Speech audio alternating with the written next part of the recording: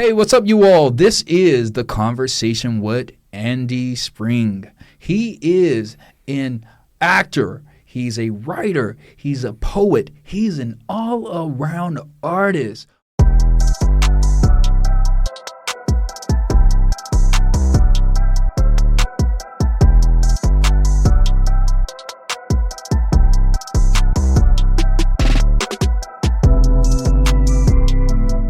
Welcome to the show, Andy. How are you doing? I'm doing very well. Thank you. Thank you so much for having me, Dimitri. Thank you, truly. No problem. Thank you for even coming. Thank you for being here in human format.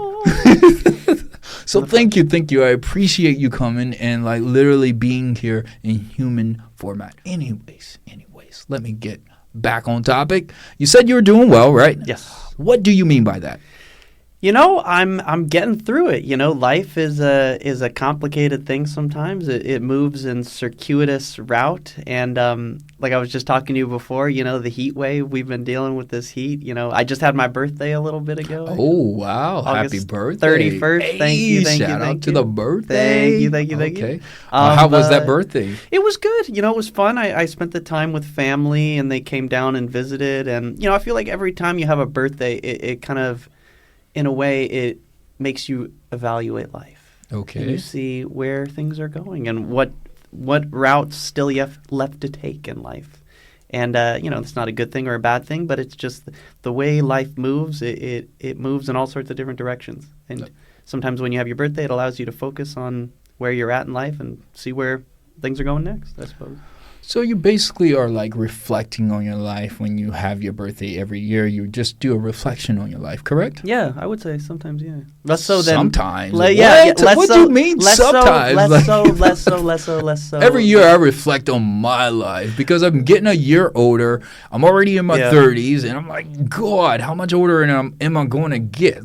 So I'm reflecting on my life, what I did back when I was a year younger versus what I'm going to do in the future. So instead of having New Year's resolutions, I find myself having birthday reflections. I like that. I like that. Maybe. Who does New Year's resolutions? I don't know. I can't follow through on those things, right? Who does? I don't think anybody does, which is okay. It's okay. Yeah. Let's get to it. Let's talk about you being an artist, and let's talk about you being a writer and how you have lived your life as an all-around artist and trying to navigate and maneuver in this industry that we live in. Because I know it's competitive, and I know integrity is a issue in a way. How do you balance your life as an artist and as a writer, as a poet, and also as a trained professional? How do you balance your life? Well, it's not easy. It's challenging. I think especially as a writer, oftentimes in life, you're racked with moments of doubt, self-doubt. And I think a lot of artists have that, Oftentimes in life, we feel that imposter syndrome, right? Am I good enough? Am I worthy enough? Is this me? Right? I think everyone kind of deals with those things at some point in life. But I would say I tend to, I just take it one day at a time, one step at a time. And, everything in life, whether it's a poem or whether it's, say, a screenplay or a story idea, it starts with the germ of an idea that then grows and evolves and changes, and it takes on a life of itself, kind of both from you but separate from you. And I think that's what's so interesting about being a creative person and feeling creative. And my grandmother, I should say, she was on my mom's side. She was an artist. She was a watercolor. She was painter. an artist. What? And okay. she had this watercolor painter. She you did. said She did a watercolor painter. And she had a really great saying where she said, I'm kind of paraphrasing here a little bit. Okay. But she said, creativity is as important to me as the air that I breathe. And I think that's is that published in a book at all? Because that needs to be published. I don't think so. But I think that the sentiment rings true, The fact that a material thing like oxygen, like water, like physical exercise, the creativity that you give yourself and that you give to others is invaluable. And I think that it's really important as an artist to find your own inner integrity, to follow your vision sometimes, whatever route that may take.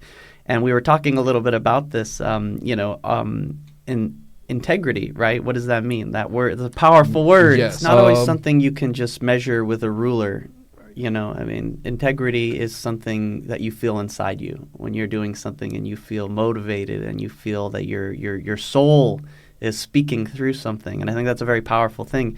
And, there's so many people nowadays, and I think, in some ways this is kind of endemic to L.A. and the L.A. experience. That's right. Studied screenwriting and acting at the Los Angeles Performing Arts Conservatory, so that was a great outlet for me in order to explore my creativity. I did my undergrad in literature, creative writing, poetry at UC Santa Cruz. Hey, Santa Cruz. There comes Shout the poetry. out to Santa Cruz. Love Santa Shout Cruz. out to In the woods. poetry. Yeah. So do you create poetry? I do, actually. I've been working on writing a book, actually, of poems, which I'm really excited about. It's sort of an ongoing process. Okay. But, initially I thought the scope of the book was going to be smaller, but I feel like now it's like that sometimes, when you start something, it begins to snowball and it takes on a larger life apart from you.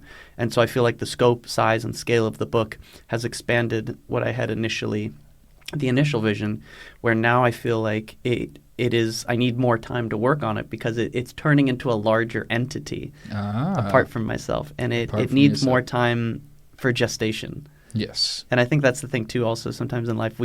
We're so driven by immediate gratification in life. You create something and immediately you want something to then follow that. To so happen on and so forth. to just be there right in front of your face and without thinking, it's going to take time. You want it to be there instantly, like you mentioned, instant gratification. Instant gratification. I think the thing that I've come to realize as I get older as an artist is the fact that you got to give yourself time and room to fail and to struggle and to grow and evolve and change, and that you grow with your art. Yes. And not to cut you off, but I feel like that's a learning experience. It's part of being human when you give yourself time to grow and do things and learn things from mistakes or whatnot. It's just part of a learning experience. And I feel like people should give themselves those opportunities to learn and to dive deep into their personal self by making mistakes or whatever the case may be, and learn from those mistakes or learn from whatever flaws they have. So I like how you mentioned that. Yeah. So. And so many people, they spend so much time on following the latest trends and what's popular and what is, what they think should be in the zeitgeist, right? But really, at the end of the day, I think it's basically commercialism. Yes, commercialism, the profitability of your art, whether or not, if you're going to create something, someone at the end of the day, whether it's you or someone else, is going to want to be able to make money off that. And that's, for better or worse, right? It's just the reality of capitalism, the world we live in, right? And competition, marketing, and competition. It's all of it. And it's a cutthroat. It's a cutthroat world, and it is. It's real challenging. I'm not going to sugarcoat it and say that it's very easy, because it's not. It's really complicated. It's really difficult, and and sometimes very confusing too. Yes, especially when you're in a market that consists of so much. Yeah. And you're not aware of it at first until you get into it. Then you're like, oh, this had more than what I ever envisioned it to have. And here you are, you're in the mix of confusion, perplexion, I guess. Nonstop. Perplexed. And I'm like, what can I, as an artist, I'm over there always thinking, what can I do to still be an artist or be a writer or create music, whatever the case it is that I want to do to keep my integrity. And sometimes I'd be having some confliction. Yes. It's really, really hard to create and keep that integrity going. Yeah. Keep that balance in life and everything. It's just really, really hard just because of, like you mentioned, the commercialism. Yes. And then you have mentioned something else. If you could remind me, I know the profitability of your one's art. Yeah. And I feel like some people will go to the extent, sorry about that, you all, Sorry about that, you all. Will go to the extent of bending their integrity just to and get that instant gratification. Yeah. And also to get that, I guess, that money going, which is the profit that they would in turn make from the product that they have. Hopefully that's making sense to you. Yeah, no, I mean, I think that's the thing, especially given the fact that, we live in a world in which major studios are looking to profit off something, anything, right, in order to turn a quick dollar, right, keep the gravy train a-flowing, right? That's always gravy train. The gravy train. Like that terminology. The gravy train. They just milk it, don't they? They milk it. No, Go they ahead. have to. And that's the thing, though. At the end of the day, someone has to make money off of something else. And that's just the way it works, I suppose. Obviously, some days I don't wish it were quite as much like that. Because it can be very challenging for daunting. you. It can put a lot of pressure on the artist to because there's always a consideration, okay, how much do I compromise my initial vision, my integrity of the unique initial vision to, say, adapt the product to, say, like maybe you're trying to adapt it to a certain audience or to a certain genre or to a certain style. There's always that consideration in the back of your mind. Who is this market, for? Yeah. Who am I creating this for? Audience. Obviously, it'd be great if I could just make it for me, but that would be too limited in scope. Not everyone's going to like what I like. Yeah. Not everyone's going to like what you like, so on and so forth, et cetera, et cetera. So we have to think, and that's the thing too. We're always constantly in a state in this line of work, in this industry.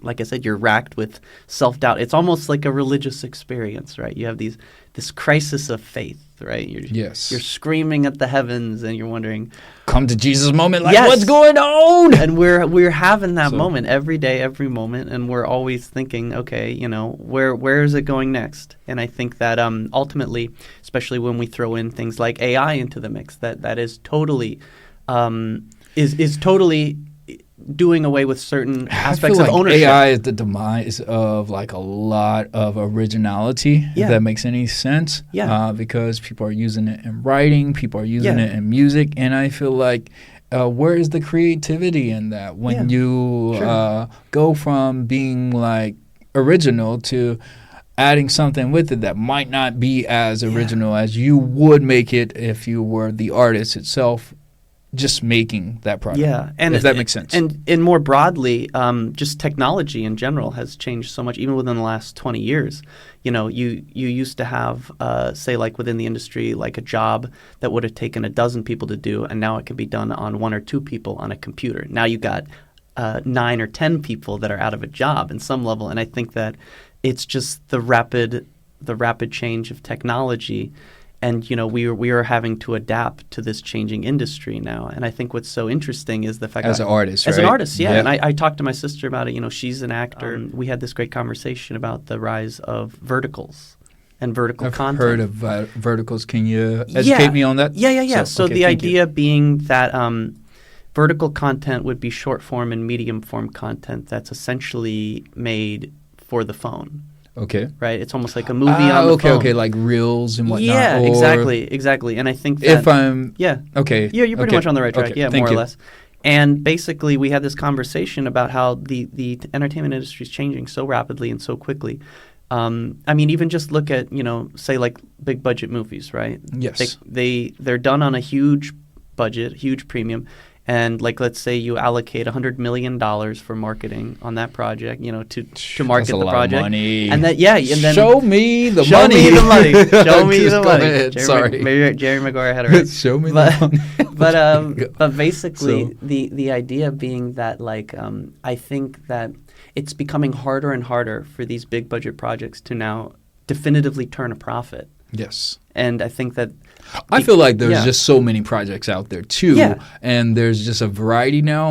And there's so many streaming services, which kind of adds to and that whole people are kind of drama. going to the movie theaters and things like that. And now I was talking with my sister when we Who were talking. Who goes to the movie theaters nowadays? I feel like not. Oh, do you? I do too, because I have. What's a different movie going experience? Yes. Yes, if I'm gonna go see a movie, I'll go to the Chinese Grauman's theater and I'll see it on the IMAX. Who does that? I go to AMC. I got the Stubbs. Oh, he's got the Stubbs. You're a Stubbs guy. $25. Well, it's $27 now a month. You get to watch Stubbs 4 guy, movies a week now. You get to reserve that. You get a large popcorn upgrade. Sometimes if you are an investor of AMC, you get an what I mean by that, you could just invest $1 or so and say you are an investor. Hello. Yeah. And you get like free prize, not free prizes, but free rewards from them to just eat while you're at the movie theater, like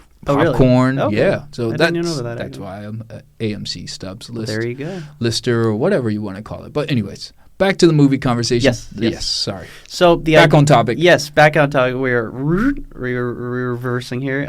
But the idea being that short form and medium form content is getting to a point where I don't know if it's ever going to eclipse like big budget projects. Okay. Like I don't know if we're ever going to come to a point where, like, I was talking to my sister, like, I don't know if we'll ever come to a point where a TikTok is going to win an Oscar, but that doesn't mean... Hold up. It could. Maybe. Because Snapchat was very close with some of the cool... Really? Yeah, with some of the cool No videos, kidding. Okay. the verticals, I guess you would call it. Yeah, sure. That are posted on those stories. And I don't know what the algorithm is, but they just show up. And it's like some content creators tell a story from one story to another story, and you just click on through social engineering just to hear more. And like I feel like that's a movie that could possibly get to like Oscar buzz. I don't know. Yeah. And she did a thing for I think you said Oscar buzz, right? Yeah. Okay. And the interesting thing is, though, she did one of these projects that was a vertical. Okay. But it didn't trend very well in the algorithm. And part of the problem behind that was the fact that it was a more serious, dramatic project with kind of romance elements. But it wasn't your typical, eye-grabbing kind of project, like a revenge fantasy, or another really common trope with some of the Chinese media production verticals in China is the billionaire with The Secret. So your sister created a vertical girl, and like it just didn't... It didn't take off because for whatever reason it just like it wasn't... There wasn't quite as much of a market for that particular project. I see. And it wasn't like, and she had a budget and everything. Yeah, and she did marketing for that? The other people did. But she was part of it. And so they went ahead and did that whole thing.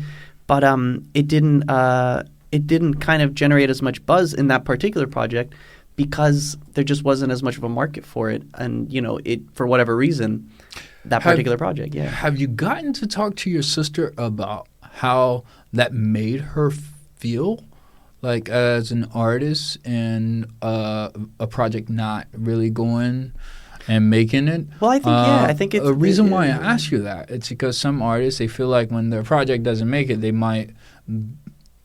We're gonna rewind a little, go back to integrity. They might change something about them in order to make it out in this world. I don't want to get personal, but my point is just artists do bend a little of their integrity just to market their stuff. You have to at some level, It's sad because you're not making it for you. At the end of the day, as much as you'd like to, you're dependent unless on it's other your own people. Content. Exactly. Yeah. Unless it's just specifically your own content, your own and content. you don't care about what anyone else, The buzz. watching it, You don't care if, you mentioned earlier, you would make content for yourself, but like, where's the market in that? Exactly. Where's the targeted audience? Exactly. But, go At ahead. the end of the day, you're going to want, ostensibly, someone's going to want to watch this for whatever reason, right?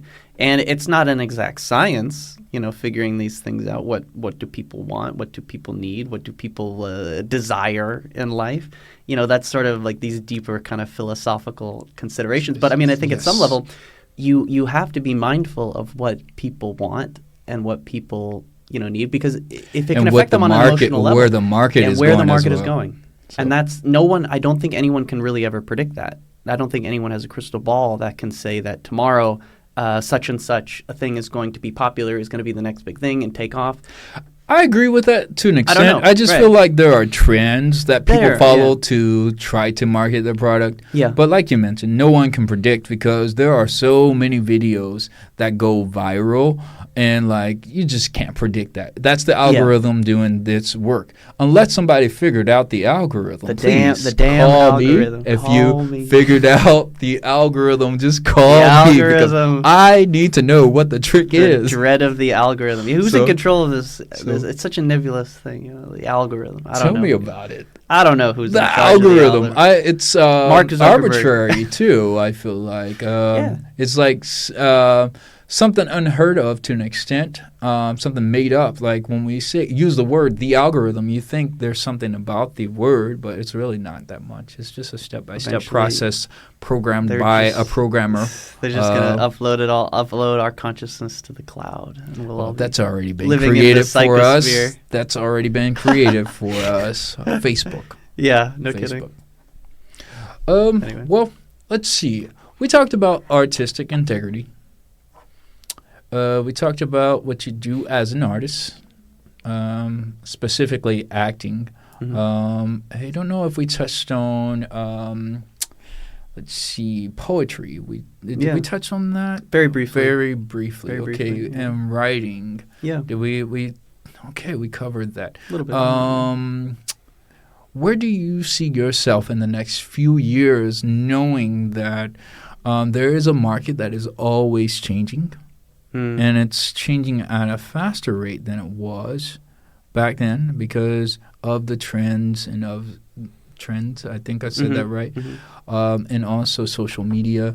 Where do you see yourself? Like, I know you're working on poetry, but there's so much you have to do in order to market yourself and push yourself. Yeah. Do you feel like you are prepared for it? Do you have any worries or do you have any concerns? Because as an artist, I always have those concerns, especially with my perfection and how I see things. Yeah. I'm way different from a lot of people. We all are unique, but me, I'm very different and unique. And my thing is like I worry about, okay, not if my stuff is going to do well, but will I ever be discouraged just because I might not be the same way as every other artist and be specifically appealing to a lot of people just because of who I am, the way I speak, maybe the way I talk, maybe it could be just the conversation itself, topic of conversation, or I don't know. I'm just different. And my thing is, I have those worries and concerns as an artist. Do you feel like you have those worries as an artist at all? You know, I think at some level we all think about these things, right? We think about, you know, it's hard for me to think about where I'll be in 5 years, just as long as it's, you know, just as hard as it is to think about where I'll be in 5 minutes. Yeah. Right. And I think that's because anything can happen. Anything could happen. Unpredictable. It is really unpredictable in this Unless world. you stay in your house. Well, no, that's Unless you even still, unpredictable because anything still. could happen while you're at home. Even still, you're gonna have to at some point. You got to take care of watering the plants. You gotta vacuum. You gotta clean the bathroom. You gotta wash the dishes. Yeah. You gotta Anything clean could your happen. sheets. Either way, So. it's like every day, moment to moment. Whether or not you're writing or creating or doing anything that you think is part of the creative process, you're still creating, you know. And I always try to tell myself that too. Sometimes some of the best writing comes out of thinking. Some of the best writing comes out of dreaming. I've had incredible dreams that have worked their way into my writing, where you know, and it's like I feel like sometimes there are things coming outside you to you. Yes. Messages that you're receiving, ideas that you're plucking out of the ether, and content that you can use to drive your creativity. Yeah. I feel like there's always something out there, especially dreams and nightmares that can come to you as a message to add to your writing. Anyways, go ahead. I think I think your dreams are a powerful arbiter of truth. I suppose, if that makes sense. Your dreams can take you places. Your dreams can reveal things to you. Your dreams, and if you allow them to, you can channel them into your art into really profound and unique ways, I think, sometimes. And I think that is powerful because I do feel like some of my dreams drive me to do some of the things I do. Sometimes those can be signs or responses to certain things that I've experienced in life. So thank you for that. Thank you. Yeah, and I think it's we spend so much time in this day and age focused on just material success, and I think sometimes to the detriment of things. So I think that it's important in life to take a step back. Sometimes realize that you are profound creative. You have a unique vision. And wherever one is at in their life, whether that's at the top of the mountain or trudging up the mountain, and you're dealing with all these adverse weather conditions, to create some kind of metaphor. Not fun at all, by the way. In any case, we are always going to end up where we need to be when we get there. And we're working our way up that mountain, brother. We definitely are. And, I think you are. I'm still trying to climb. We're all falling climbing. down a little. We're all. I'm trying to get back up sometimes there. In life, it's 2 steps back and 1 step forward. But as long as you keep on keeping on, you never know where things are going to go, I suppose. So I think that's the grand message of it all. I like that. I was just about to segue in that. I was about to ask you, is there anything you would like to leave for your audience, like as far as a message to encourage them? Because I know this life is not easy as an artist, as a writer. We didn't even get to talk about how you are an educator. Yes. But it's like, how do you keep yourself going each and every day? How do you motivate yourself? What is your mantra? What is your daily routine of encouragement? I know that was a I love it. Question, but go ahead. I love it. Sometimes you just gotta look in the mirror, and you gotta tell yourself, I have something, and I'm not giving up. And things sometimes change, priorities evolve, people change and evolve. But at the end of the day, if you have something inside you, and you have something that you feel is worth showing to the world, I think that no matter whatever that is, whatever kind of artistic practice that you find yourself drawn to, only you can do it in the way that you can do it. And I think that every artist, just like every student that I've worked with in life, is a unique individual. And we color our lives over with our perception. And I think finding that spiritual core of what makes you happy and what drives you and what propels you forward is the one thing that is constant, even in a changing world. That was a lot of words. I know. But I loved it. Thank you. Thank you. For coming to the show. Thank you for gracing us with your presence, your wonderful ability to speak, by the way. I know you're a trained professional. You're too kind. Thank you. Thank you. I wish you well. And I'm definitely going to support you and continue supporting you. Thank you again. You have a wonderful time. Andy Spring. Thank you so much for having me. I so appreciate it. This was amazing. It is. It was. And it will be in the future. Thank you for coming. Thank you.